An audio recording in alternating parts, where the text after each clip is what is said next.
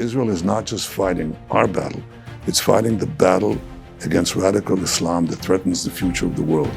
ইসরায়েলের প্রধানমন্ত্রী Benjamin Netanyahu ইচ্ছে করেই তুরস্কের সঙ্গে উত্তেজনা বাড়াচ্ছেন এমন বিস্ফোরক দাবি করেছেন দেশটির সাবেক প্রধানমন্ত্রী এহুদ বারাক। তার অভিযোগ, আসন্ন নির্বাচনের আগে নিরাপত্তা নিয়ে মানুষের মধ্যে ভয় ও উদ্বেগ তৈরি করে রাজনৈতিক সুবিধা নেয়াই নেতানিয়াহুর মূল লক্ষ্য। সামাজিক যোগাযোগ মাধ্যম এক্সে দেয়া এক পোস্টে নেতানিয়াহুর তুরস্ক নীতি নিয়ে তীব্র সমালোচনা করেন বারাক। তিনি বলেন, তুরস্কের সঙ্গে ইসরায়েলের উত্তেজনা বাড়ানোর এই নীতি বেপরোয়া ও বোকামিপূর্ণ। এমনকি নেতানিয়াহুর এই আচরণ বেপরোয়া নাকি বোকামি তা নির্ধারণ করাও কঠিন বলে মন্তব্য করেন তিনি।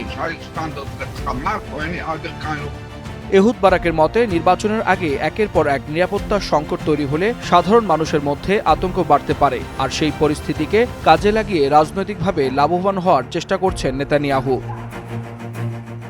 তুরস্ককে ইরান কিংবা বাশার আল আসাদের সময়ের সিরিয়ার সঙ্গে তুলনা করারও বিরোধিতা করেন বারাক। তার ভাষ্য, আঙ্কারার সঙ্গে এমন কোনো কৌশলগত সমস্যা নেই যা আলোচনার মাধ্যমে সমাধান করা সম্ভব নয়। তিনি বলেন, যুক্তরাষ্ট্রের সমন্বয় ও প্রভাব কাজে লাগিয়ে তুরস্কের সঙ্গে গোপন কূটনৈতিক যোগাযোগের মাধ্যমে বিরোধ কমানো, সমাধান করা কিংবা প্রয়োজনে দীর্ঘ সময়ের জন্য সম্পর্ক স্থগিত রাখা সম্ভব। কিন্তু নেতানিয়াহু সেই পথ অনুসরণ না করে পরিস্থিতি আরও জটিল করে তুলছেন।